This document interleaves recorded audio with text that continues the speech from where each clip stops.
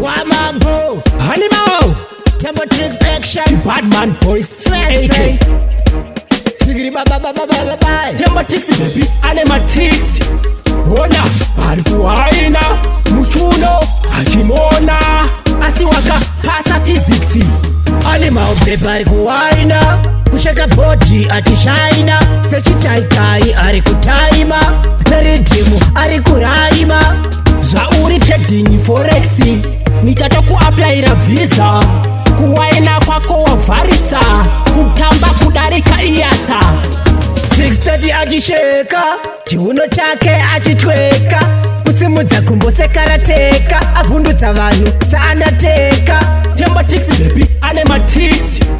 Ona, kuWyna, muchuno, achimona, asiwaka pasa physics. Annemaw baby kuWyna, kushaka body atishaina, sechi chaikai ari kutaima, peridimu ari kuraima. Kukuda kuti paradza saSamsoni, kuenda kwako kuita kunge dhimoni. Sorry asi uri mwana mudhikoni, zvandaona Tempo trixx mabhanang'ana. Vana akabatana aneselelele, panozunza maaseti usatelelele. Ndova vanonzi vane mushengenene, panosheka zvinhu zvinoita pemengene. Annemaw baby kuWyna, kushaka body atishaina, sechi chaikai ari kutaima, peridimu ari kuraima. Zvauri trading forex, nichata kuapplyira visa.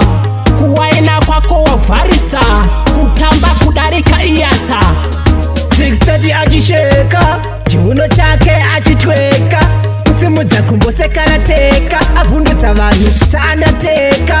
Tempo trixx baby, Annemaw trixx. Ona, kuWyna, muchuno, achimona, asiwaka pasa physics. Annemaw baby kuWyna, kushaka body atishaina, sechi chaikai ari kutaima, peridimu ari kuraima. Kukuda kuti paradza saSamsoni, kuenda kwako kuita kunge dhimoni. Sorry asi uri mwana mudhikoni, zvandaona Tempo trixx mabhanang'ana. Vana akabatana aneselelele, panozunza maaseti usatelelele. Ndova vanonzi vane mushengenene, panosheka zvinhu zvinoita pemengene.